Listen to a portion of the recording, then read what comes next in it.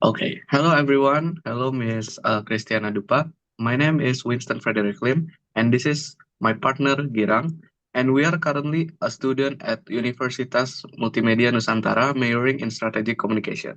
Today, I'm excited to conduct an interview as a part one of my our mid exam English. So the first question for Girang, can you tell us your school year starting from your kindergarten to the present time?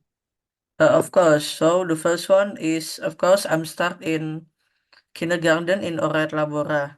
Then I go up to elementary school. I study there from first to sixth grade. And I go up again in high school or generally comprised junior secondary school from 7 to 9th grade. And finally, I changed school to Semak Penabur Bintaro Jaya to do my senior secondary school, which is from grade 10 to 12. And I Hmm. finally graduated from senior secondary school.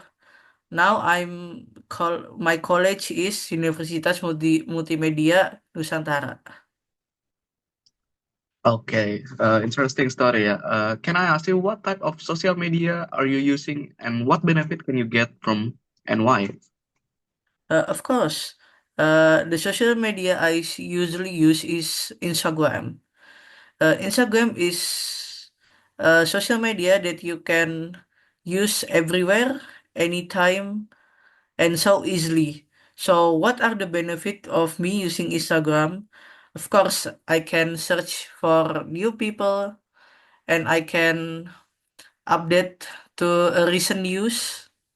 And finally, I can promote something that I want. For example, I'm selling something and I want to promote that stuff to the world, and I use Instagram to promote my stuff. All right, amazing story. Yeah. What kind of positive benefit?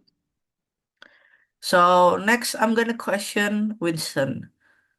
So the Yeah. first one is, tell us at least four skills that are important for the success of your study and why. For skill that important for the success, I think that's the first one is a time management. Time management. Why? Because time management allows you to balance study, assignments, and personal life. This help you to avoid last minute and stress, ensures consistent progress. The second one is critical thinking. Why critical thinking? This skill is essential for analyzing information, solving problems, and understanding complex concepts. It enables you to assess different viewpoints and apply knowledge practically. And the third one is communication skill. Good communication, both written and verbal, help you express ideas clearly, participate in discussion, and seek help when needed. And the last one, the fourth one is for me is self-discipline. Why self-discipline?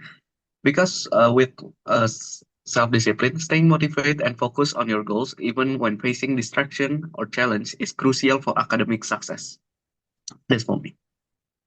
So for the second question, what does it mean to be a good with money? Can you explain that for me? Good with money. Interesting question. Being good with money, I think it means managing your finance effectively, and this involves budgeting, saving, and spending wisely lah. It means knowing how to prioritize needs over wants, avoiding unnecessary debt, and planning for both short-term and long-term financial goals. It's about making informed decisions to ensure financial stability and security. Thank you for the That's it. answer, Mr. Winston. Also, thank you for the answer, Sabina. So we're going to to the second part of our mid exam of English. In the second part, we are gonna describe about our photo that we choose. Start from me. The image features a six healthcare professionals standing in the hospital corridor, posing as a cohesive medical team. In the center, a black male doctor wearing a white lab coat and a stethoscope stands with his arm confidently crossed. He has a calm, authoritative expression. To his left and right are five nurses or medical assistants dressed in scrub. The nurse on the far left is a blonde woman in light blue scrubs with her hands clasped in front of her. Next to her is a young Asian man in blue scrubs standing with his hands folded. A woman with brown hair is standing directly behind the doctor, also wearing the blue scrubs and smiling. On the right side of the doctor is a tall male in glasses, dressed in the blue scrubs with his arms behind his back. Finally, a smiling woman on the far right is in teal scrubs wearing a surgical mask below her chin. With her arm folded confidently, the setting is bright with white walls and large windows, allowing the natural light to enter the space, contributing to a clean, professional environment. So for the next one is Winston photo.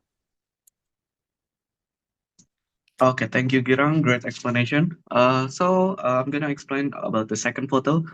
As you can see, the in this picture, we can see a crowded slum area where many people are walking around. Seems to be an old train track. On both sides of the track, there are small, simple houses made of raw materials like wood, metal, and scraps that people have together. These homes looks old, weak, and fragile, which show that people living here don't have a lot of money or resources to build better homes. Also, this area is very, very busy, filled with people going about their daily activities. Some might going to work, while others could be heading to school or running errands. The grounds they're walking is on uneven and dirty, with trash and debris scattered around. The poor condition and surroundings show the many challenges these people face in their everyday lives. They don't have access to clean, safe area, and infrastructure is very basic, making life even more harder for them. What this image really shows us is the reality of living in slum, where people often lack a basic service like proper housing, sanitation, and clean water. Despite all the difficulties, life continues. People here are still pushing forward, doing what they can with the little they have. It's a reminder of how tough life can be in a certain part of this world, and how resilient people are, even when the conditions are very, very difficult for them. That's it for my explanation about the second photo. Thank you, Winston. That's a great explanation from you. Now we're gonna end for part two. Thank you.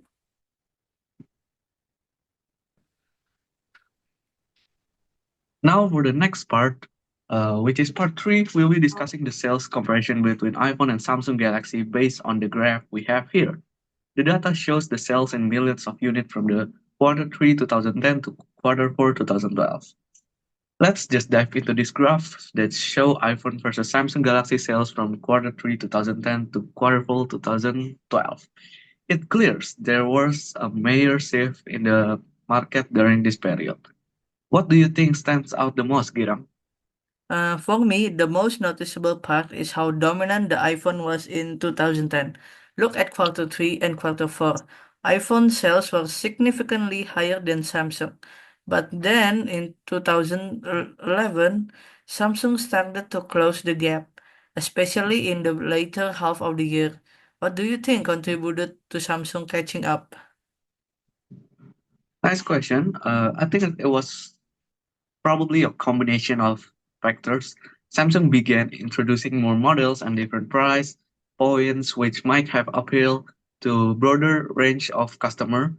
Also, their Galaxy S series was gaining popularity with the some features that the iPhone didn't have at the time, like a larger screen size, and the fact the Samsung sales almost match iPhone in quarter 4 2011 says a lot. Wow, that's a really good point. And then looking at 2012, it's even more interesting. By quarter two, Samsung actually suppressed iPhone sales, and it maintained that lead in quarter three as well. I think this shows Samsung aggressive marketing strategy and the successful of launch of the Galaxy S3. Do you think this lead was purely because of product features?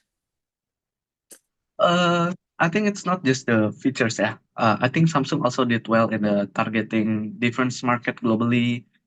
Uh, and plus, some customers might have been looking for alternatives to the iPhone, especially if they want a bigger screen or a different design. But then again, if we look at quarter four 2012, iPhone sales shot up again, surprising Samsung. That was probably due to the new iPhone model release like iPhone 5. Exactly. Quarter four is typically Apple's strongest quarter due to holiday sales and the timing of new iPhone launch. It seems like whenever Apple releases a new model, it sees a spike in sales. Still, Samsung managed to maintain a strong performance in quarter four on 2012, nearly catching up. So, what does this tell us about the smartphone market at the time? To me, it seems like the competition was heating up, and Samsung was becoming a legitimate rival to Apple. It's impressive how Samsung able to grow its market share so quickly. I very agree with your opinion. The smartphone market was definitely shifting from being dominated by Apple to a more competitive landscape. Samsung rise put pressure on Apple to innovate even more.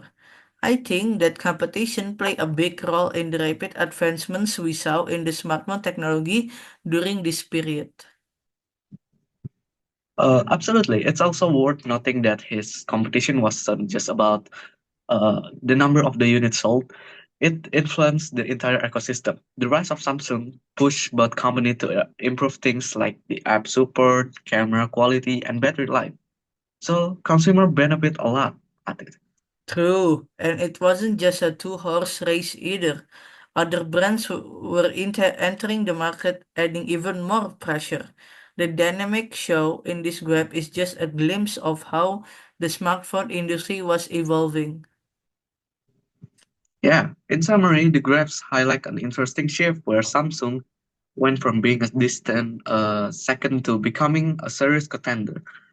Even leading at the some points, it shows you that rapidly the market can change and how company must constantly adapt to stay on top. So I Absolutely. think I think it's that's it for our discussion, and we're gonna move to the next part. So now we're moving to the last part, which is its part four. We're gonna talk about our discussion. Sorry, lupa nih. Sorry. Tiga.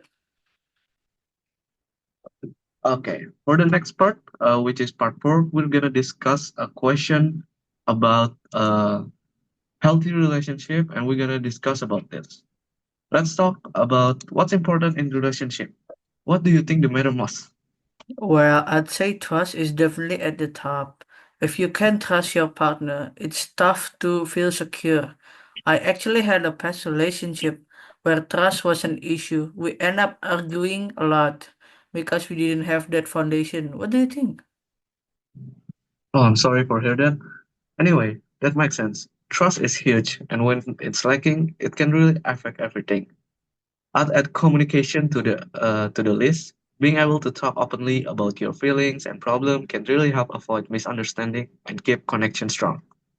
Well, I totally agree. In my current relationship, we make it a point to talk things out. Even if it's uncomfortable, it has made a big difference. When you keep things bottled up, it just creates tension. I think respect is also crucial. If you don't respect each other' opinions and boundaries, it can quickly turn into a toxic relationship. Yeah, exactly. Respect is key. It's important to appreciate each other's differences, even if you don't always agree. I also think having some shared values or goal help. It doesn't mean you have to have the exact same interests, but some common ground gives the relationship direction. That's a great point. My partner and I share similar values when it comes to things like family and career, which has helped us stay on the same page. At the same time, I've learned that compromise is important too. There are always disagreements, but if you're willing to find a middle ground, it shows that you are care about making the relationship works. Absolutely. For me, compromise is part of any health relationship, and spending quality time together matters just as much. Even they're both busy, making time for each other helps maintain the connection. Definitely. I try to set aside time for us to do something special every now and then. Even if it's just a simple date night, it really helps keep the relationship fun and remind us why we're together. Yeah, it's the things that count, like showing appreciation. Small gesture can make a big difference in making your partner feel value. It doesn't always have to be something grand. Exactly. I try to show my appreciation in small ways, like leaving a note or doing something thoughtful. It really adds up every time and helps keep the relationship positive. Yeah, so seems like we both agree about the trust. Communication, respect, compromise, and appreciation are some of the key things that make a relationship strong. Yeah, those are definitely the pillars. If both partners put in the effort, the relationship can really thrive. Well said. It takes work, but it's definitely worth it when both people are committed. Absolutely, that's what makes it all worthwhile. Yeah, and I think that's end for our discussion. Thank you for your attention. We hope our insight on relationship have been helpful.